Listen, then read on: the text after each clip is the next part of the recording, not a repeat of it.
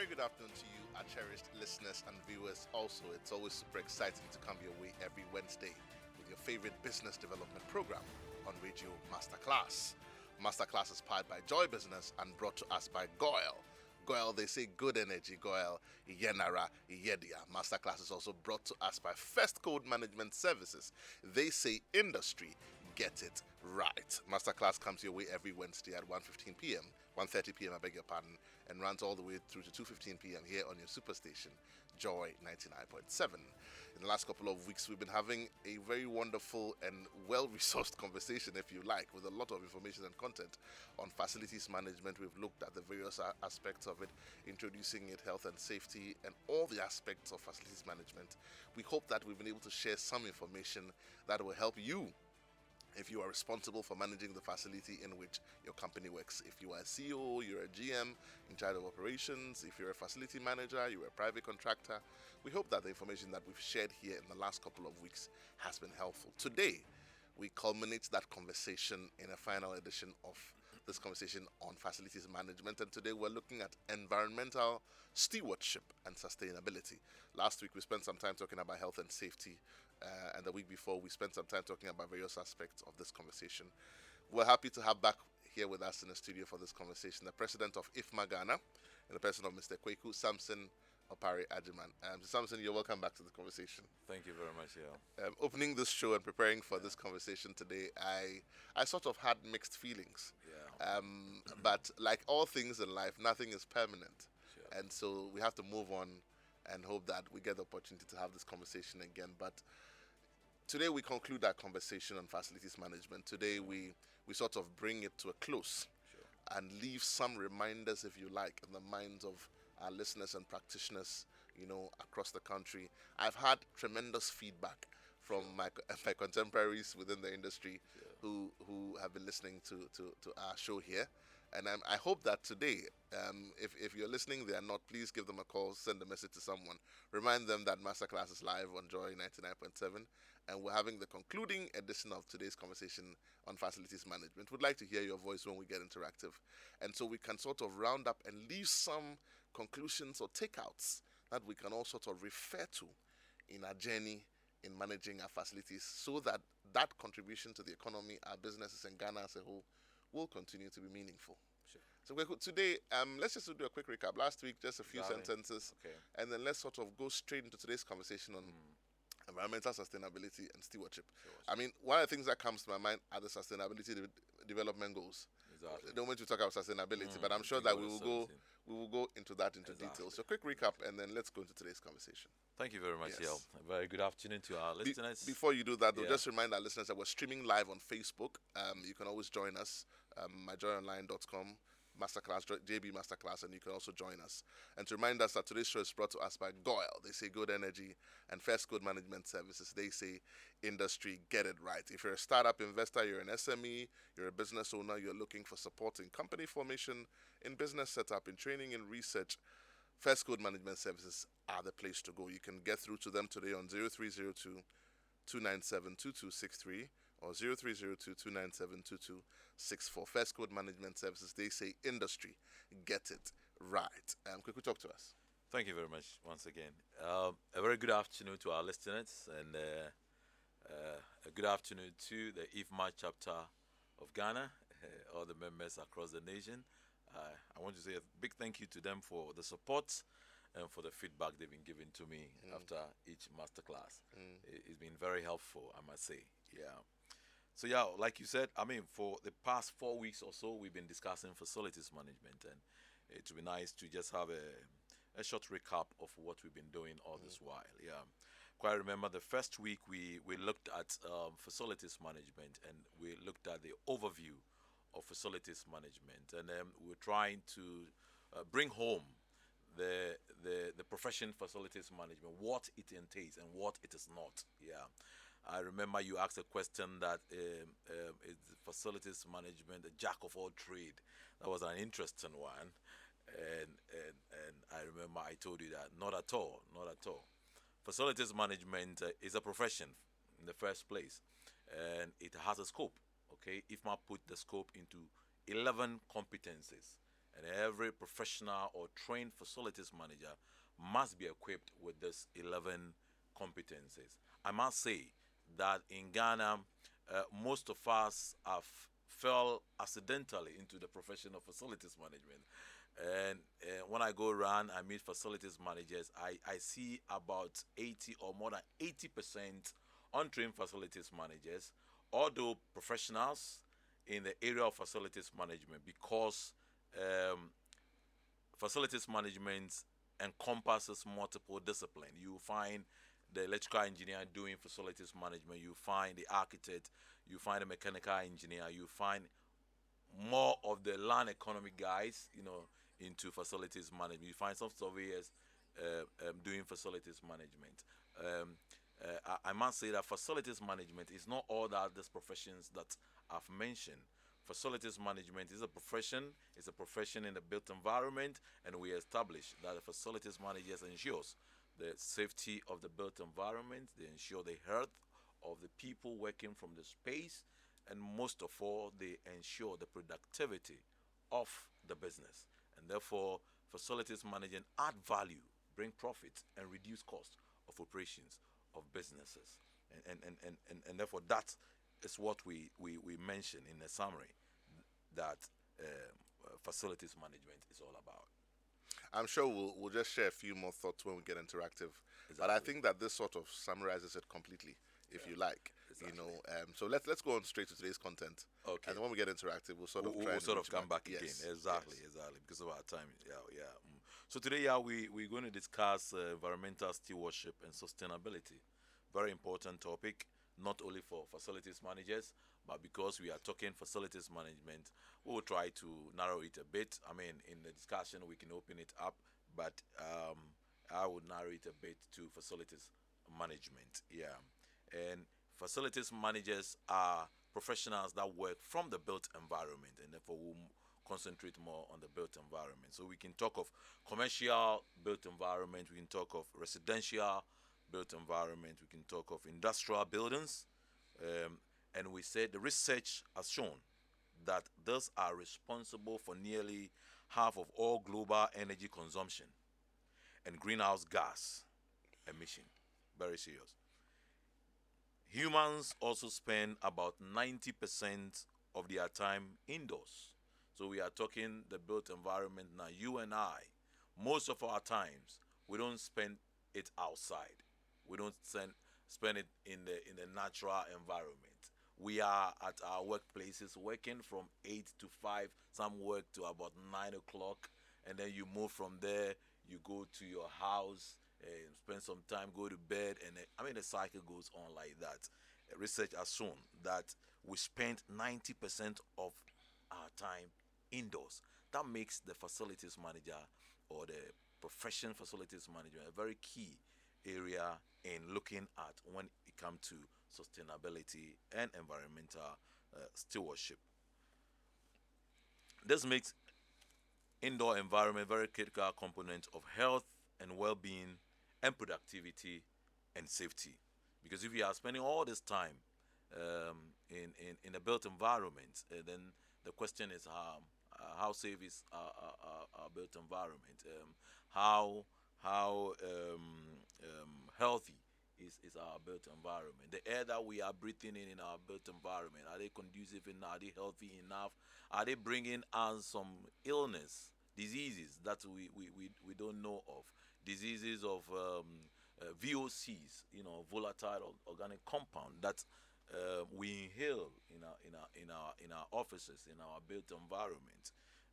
It is very important that attention is given to these things because we spend 90% of our time in the built environment. Yeah. Doing this, you see that we have some key challenges which affect our environment. Challenges that causes, illness, challenges that affect our working processes, challenges that affect even the environment at large. And so, because we are working and we are using so many things like energy, we are using water, we are using light, we are using furniture, and all these things are in a built environment. This is a space that we spend so much time in. Now, these things affect the environment, and how are we giving attention to them? How are we checking that because we spend all this time in the environment, these things are given the much needed attention, and they don't affect our health, our lives, our productivity at the workplace at the end of the day. Research has shown that energy facilities uses more than 30% of all global energy in construction and operations. We are talking about carbon footprints, okay, emission of CO2, okay, that affects humanity so much, both human and animals and the natural environment at large. And activities that we do as human beings, the facilities that we use, contribute 30% of the global energy in construction and operations. Those things exhibit or emits CO2. And what are the checks that we have in our workspaces? What are the checks that we have in our organizations to check some of these things? CO2 emissions, research again has shown that 40% of all the world's CO2 emissions come from buildings. Come from buildings. And 40%. 40%, my brother, come from buildings. And therefore, the facilities manager cannot run away from sustainability and being an environmental steward. Okay? The facilities manager is a key agent of environmental stewardship, and he must be the lead, okay, of educating and getting people aware of the CO2 emissions. Again, we spend, like I said earlier, we spend about 90% of our time indoor, and we are talking about people here. We are talking about people here.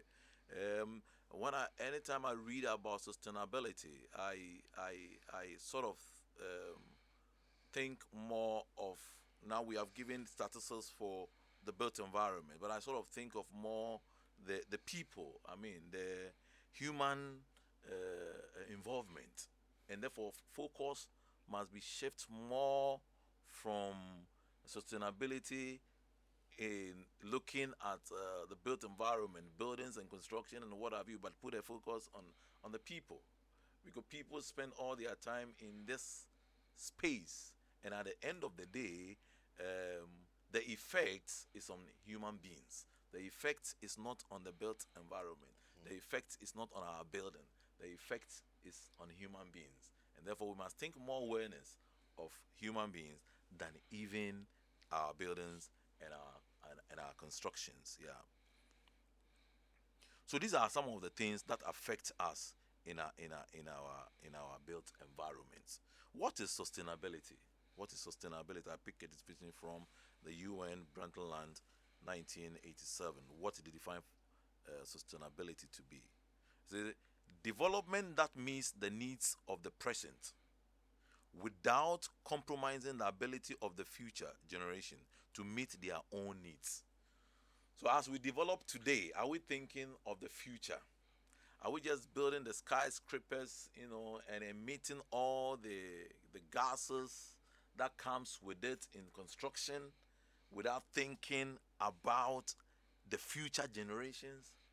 Sustainability caution us that as we are doing this, as we are developing, as we are building our environment, what is more important is not to compromise the future generations. Yeah, not to compromise the future. And how do we do it?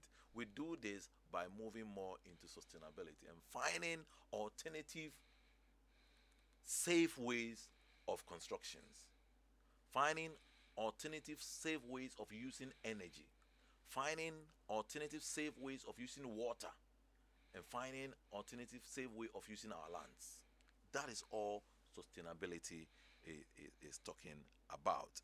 For us in the built environment, IFMA puts sustainability in 8 major categories, and we can look at this. The first one, they talk about energy, and IFMA try to give the alternatives, okay, of energy that will reduce that 40% that research has shown that construction, emits. And if mine is saying that we must move from, the artificial generation of energy to more sustainable, to more natural way of generating, energy. So we are talking about fossil fuels. We are talking about nuclear. We are talking about solar energy. We're talking about wind and ocean turbines. You can talk about more. And this is very key. This is very key in managing our facilities. Yeah, you were just discussing with me some challenges that you have, on the job, and your alternative, energy even went off. Eh? It doesn't give you a negative effect, because you see, you can have failures at any time, but the more important thing, that you have an alternative, okay, which is a natural and more sustainable way of, replacing your energy when your generator goes off. How many of us have an alternative energy to replace our generators, to replace our power coming from the main grid when we shut down? IFMA is saying that it's important that we have this alternative energy system to replace our grid system and our generators and water view. Water, how are we treating water? How are we treating water in our construction, in our irrigation, and in the usage in our homes? Are we checking even our plumbing systems in our home? How much water are they losing that we don't know? The facilities manager ensures that you are not just using water and losing water, but you are using water efficiently. Okay, using water efficiently.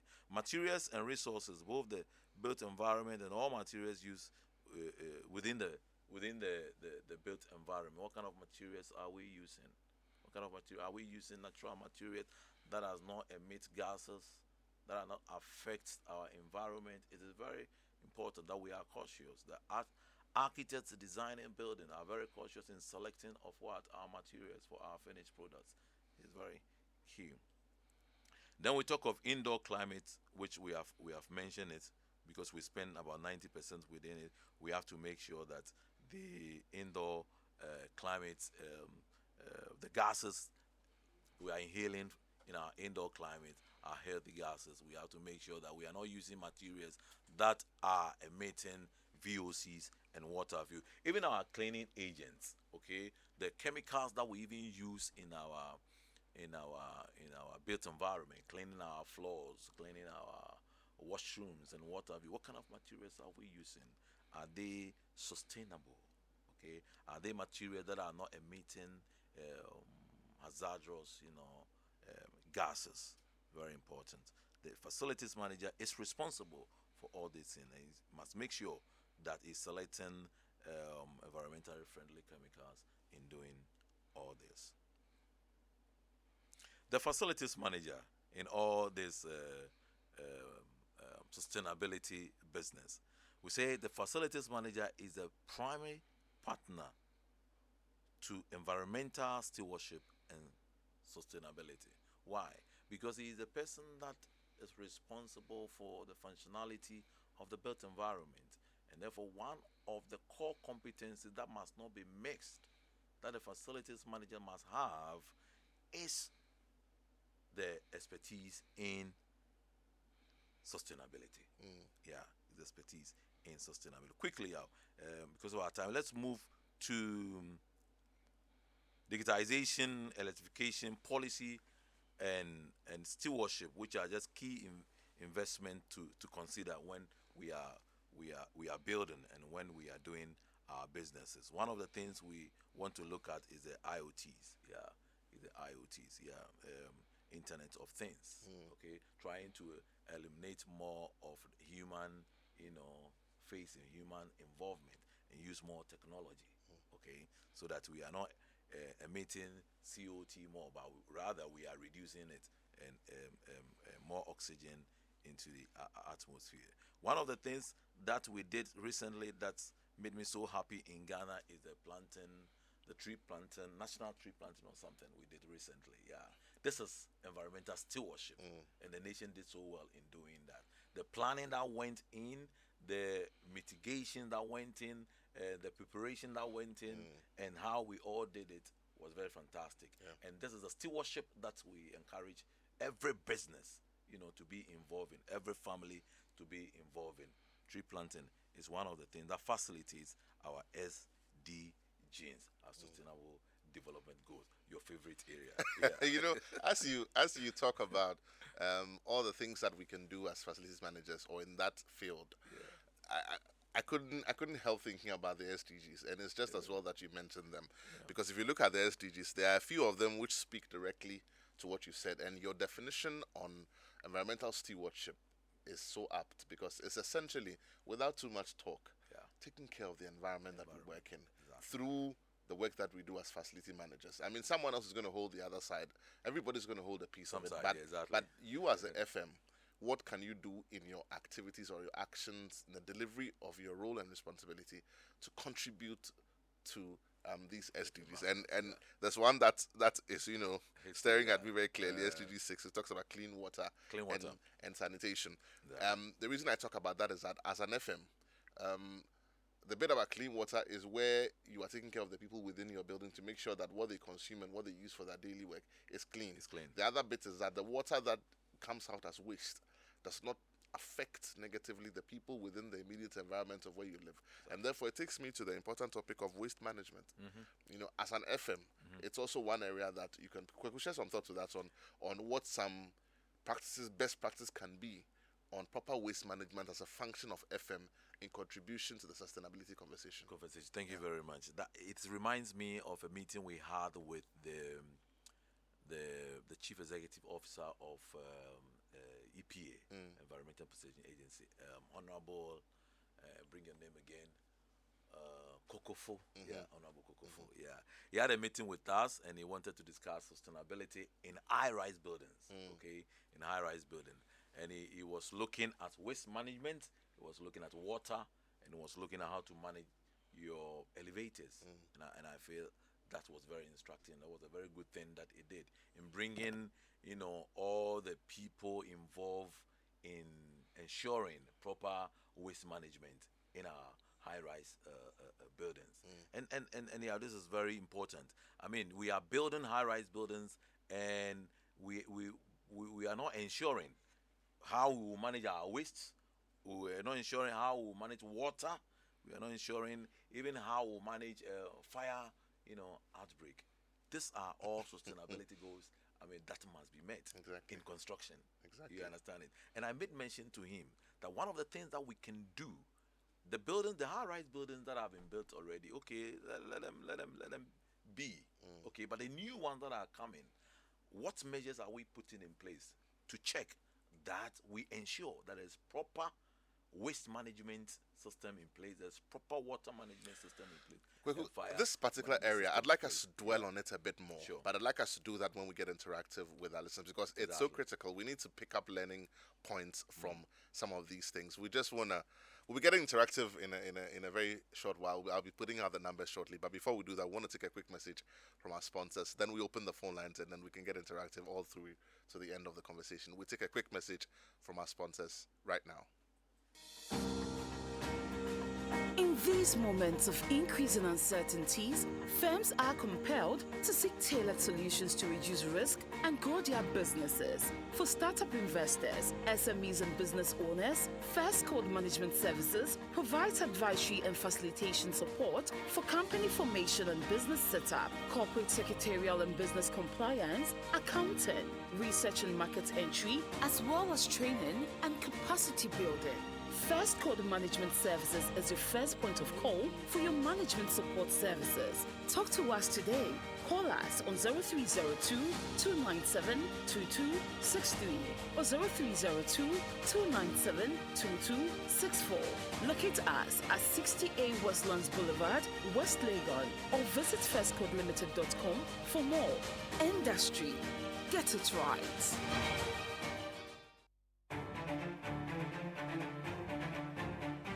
Your favorite on-air business development program, Joy Business Masterclass, is in session, and you can interact with us on Facebook via the Joy 99.7 FM or Joy Business pages. If you tweet, the handle is at Joy 997 FM or at Joy Business GH. Don't forget to hashtag JB Masterclass. You can also call us on 0302 216541 or send your questions and contributions through to the WhatsApp number 0551 111997, and our facilitators will address your concerns. Attention everyone, class is in progress.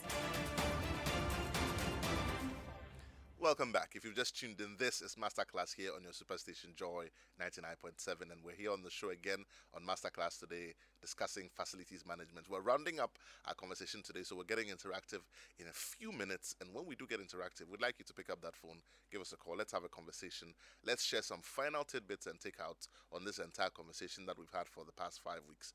If you want to send us a comment too, we'll put out the numbers and then you can send us your comment. Just also remind us that we're streaming live on Facebook. Do join us and send your comments, and our production crew will make sure that we get it. Before we get interactive, though, I've got some great news for you. If you have any motor vehicle of any kind, GOIL has some great news for you. Now, GOIL is saying that you can use your GH Link card to purchase fuel at any of their over 400 stations. They also have the Go card, which helps you to purchase fuel. So what GOIL is telling us today, great news, go ahead and use your GH Link card to buy fuel and lubricants from all of over the 400 stations across Ghana. Go cashless and protect yourself and stick to all the COVID-19 protocols. GOIL, they say good energy, GOIL. Yenara, Yedia. First Code Management Services also has some wonderful news. If you have a business of any kind, you started a business, you're already running one, you want to start one, and you need help with accounting, with research, market entry, with training, capacity building, with any aspect of your business setup, First Code Management Services are saying, give us a call today on 0302-297-2263 or 0302-297-2264. You can also send them a message or visit the website at www.firstcodelimited.com. First Code Management Services, they say industry, get it right. Phone lines are now open. Numbers to call 0302-216-541. That's 0302-216-541. If you're driving, please do not talk while you drive. We want you to concentrate because we want you to arrive alive. But otherwise, if you are able to park or you're in an office and you're listening to us, you want to be a part of this conversation, 0302-216-541. Or you can send us your comments on WhatsApp on 055-1111-997. That's 055-1111-997. Or call us on 0302-216-541. I beg your pardon. Kweku? Yeah.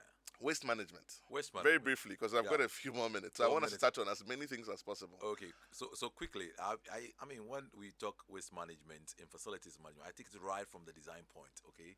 The architects are involved here. Architects, how are you designing your buildings, the high-rise buildings, so that waste management is done easily?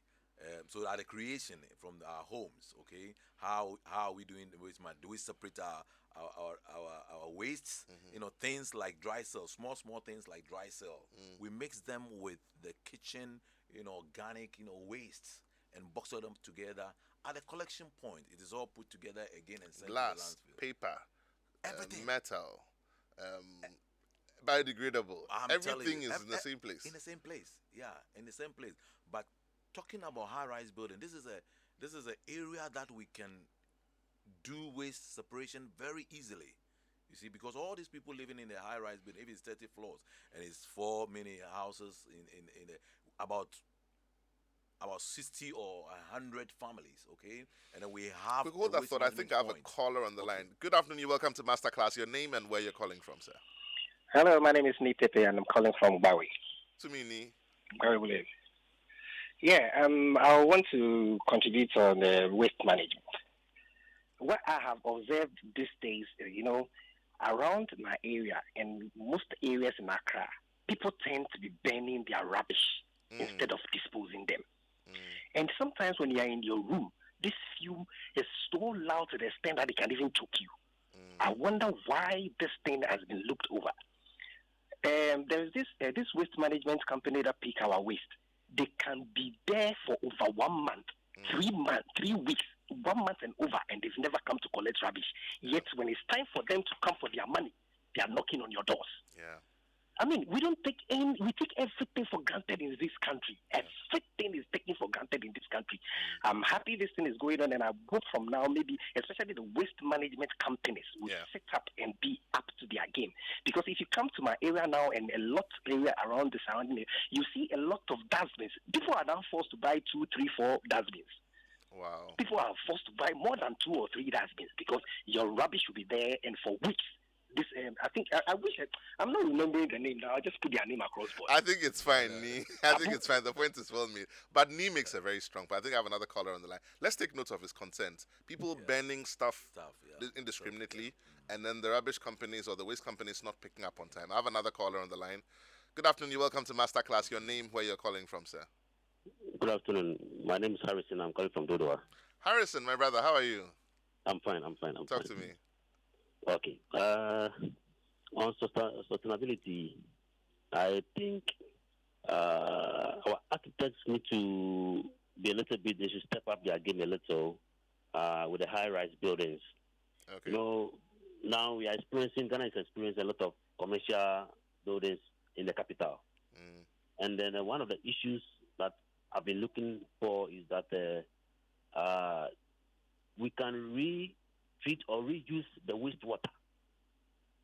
Okay, we can recycle or reuse the wastewater instead of using it and then channeling it to the drain.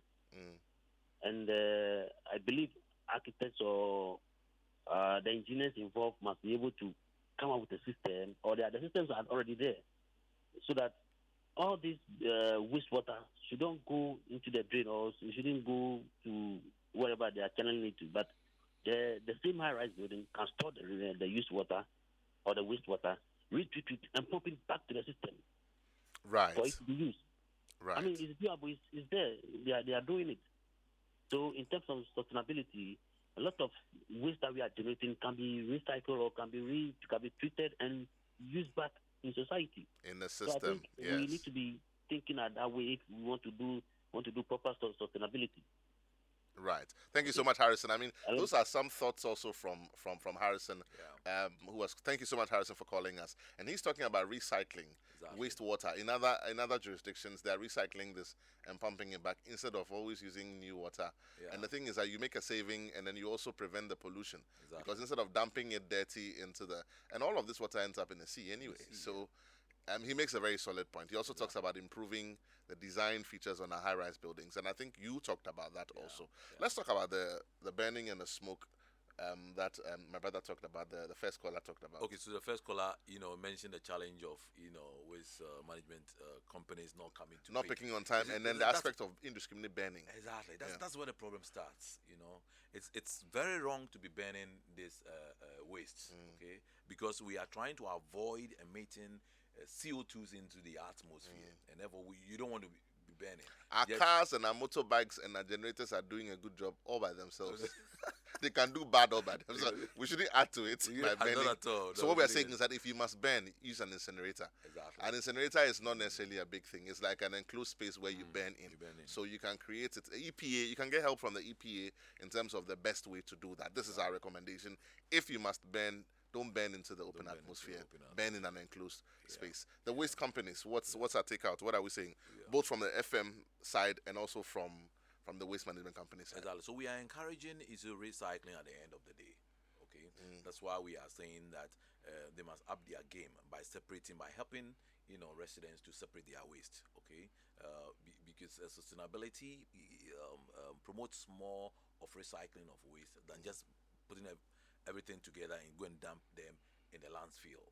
And so they must up their game. They must pick their waste in time, and then they must make sure that they encourage residents to separate their waste. Some of my colleagues tells me that, look, I will separate it, but no company comes for it. Okay? And it's a big conversation in Ghana. I know a few people like Environment 360. A few people have started, but it's such a big conversation. And I think that here on Masterclass today, we are adding our voice to that appeal. Let us all, as a people, begin to cultivate the habit of separating our waste from the collection point. And the waste collection companies, please also help us. When we separate them and you pick them up, don't put them back together. And it's like, what have we done? Because of the things that are biodegradable, you can create compost for the agricultural sector. Of the things that are plastic, you can recycle. Of the papers. And use them to recreate, new things. Exactly.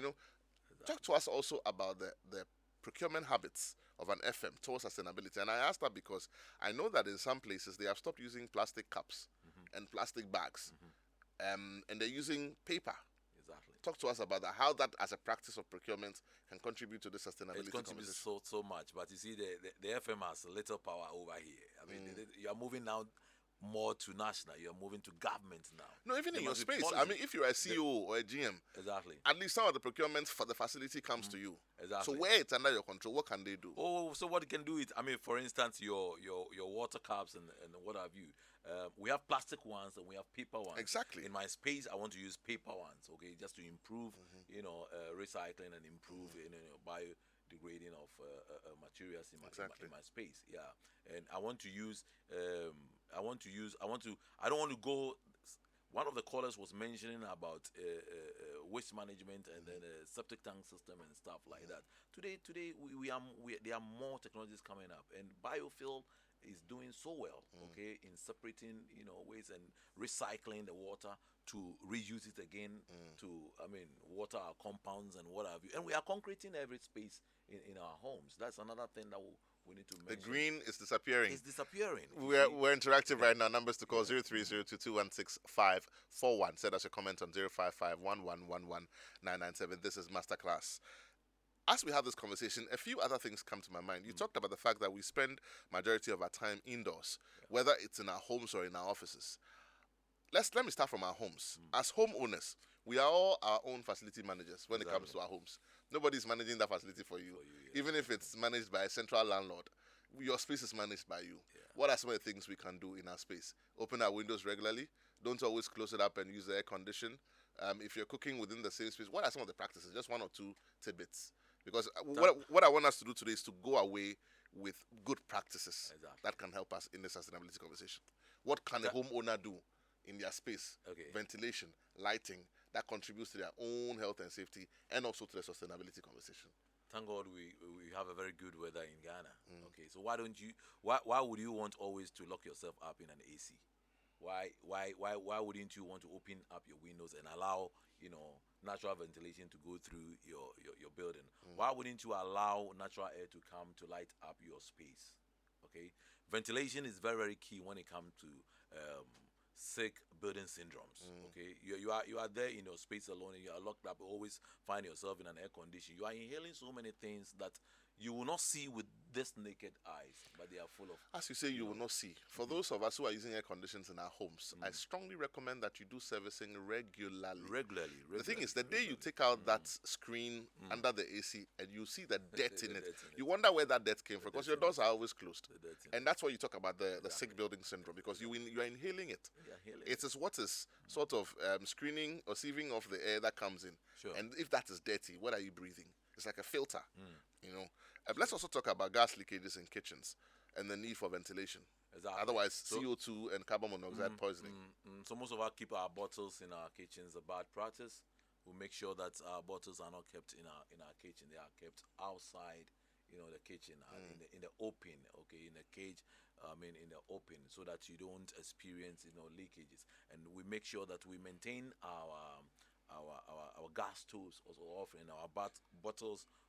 Normally when we go to fill them, they do that for us, but you must also pay attention to it, okay, because it's very dangerous and it can cause a lot of. Let's come to the workplace. Disinfections are a thing of the day to day because of COVID and fumigations, public health activities.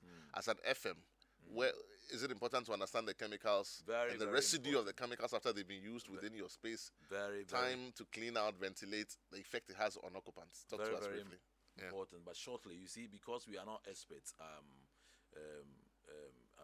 in our homes, and we cannot be able to tell whether the chemical being used to fumigate our spaces are hazardous and stuff like that. Make sure that you are engaging a trained and qualified license. Today, EPA, I think it's EPA, it's licensing businesses that are approved to fumigate your space for you. Don't just call anybody by the street to come and fumigate your space for you, either indoors or outdoors. Make sure that you are engaging a licensed fumigation company to do that for you, because they are licensed and they are trained by the EPA, and they are using environmentally friendly chemicals to fumigate your space for you.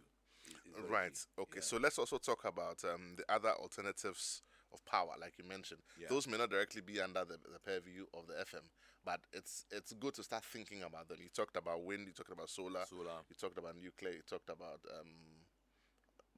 I think there were other things you Exactly. you, Yeah. Exactly. you mentioned. Yeah. So that's also very important. I mean, inverters. People are using inverters in their inverters homes as today. well. Yeah. You know, Inverters as well. for yeah. batteries to store power.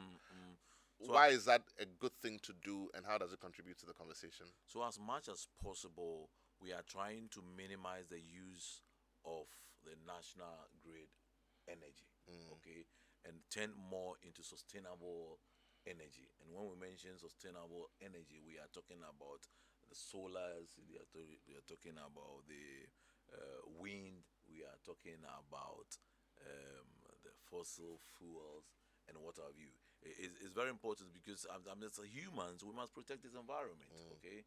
And when we there's a projection by the UN. I'm not sure. I'm not sure about it, but if it's the year 2050 or so, they expect that cities will move about 50% to the use of more sustainable energy than using generators and the natural grid and what have you.